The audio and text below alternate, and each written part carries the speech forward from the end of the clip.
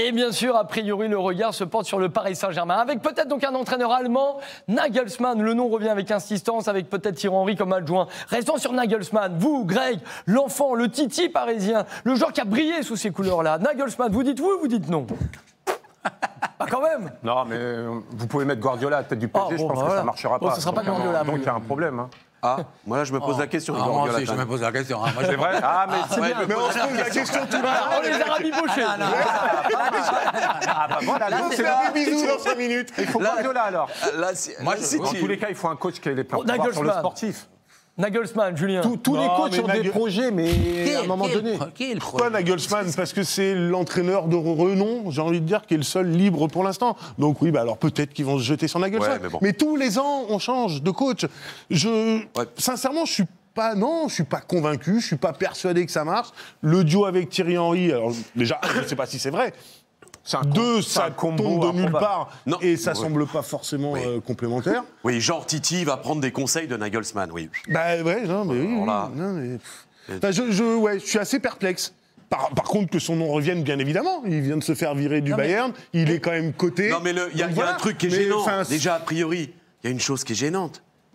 C'est qu'il va arriver dans un vestiaire, quand même, où les gars sont comme ça. C'est un entraîneur qui est en constat d'échec. Il s'est fait virer. À quelques matchs de la saison du Bayern.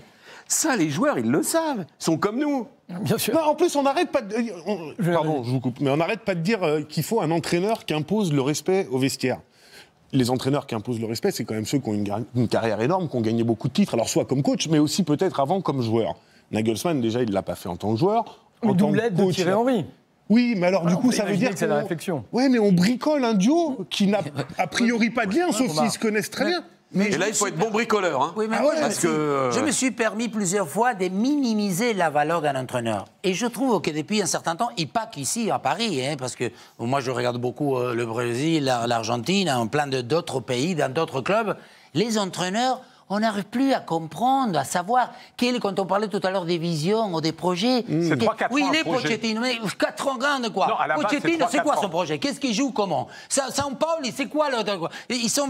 San Paoli, il entraîne Flamengo. Flamengo, comment tu peux... Flamengo, c'est la batucade. Il entraîne actuellement la meilleure équipe brésilienne. Un mec qui est la Coupe du Monde, il a fait jouer Rojo à 50 mètres, Rojo Mercado. Bon, peu importe. Je veux dire, est-ce qu'on peut se poser la question que maintenant... On a tellement peu de connaissances des styles. Toi, tu parlais de Guardiola. Pour moi, c'est le seul qui quelque part, il insinue. Il dit, moi, l'arrière latéraux, il faut qu'il dribble. Moi, les mecs, il donne des... Et après, tu les vois. C'est le seul. Le reste, les Tourelle, les machins... À un moment donné, on ne parle jamais football. Et ensuite, on ne voit jamais des choses que tu te dis, bah dis donc, le mec, il a dit que l'arrière gauche, il va être gaucher. Il est gaucher, il centre. Tu te dis, apparemment, il y a quelques repères. C'est le seul où tu vois vraiment la patte sur le jeu. Quand je dis Guardiola ne peut pas réussir à Paris, c'est parce qu'il y a un effectif qui ne va pas, n'est pas équilibré. Ah oui. C'est pour ça, à partir de là, vous pouvez mettre n'importe quel coach, il aura du mal à s'en sortir. Alors justement, c'est pour ça il faut faire un vrai effectif. Après, vous pouvez mettre même un entraîneur un peu moins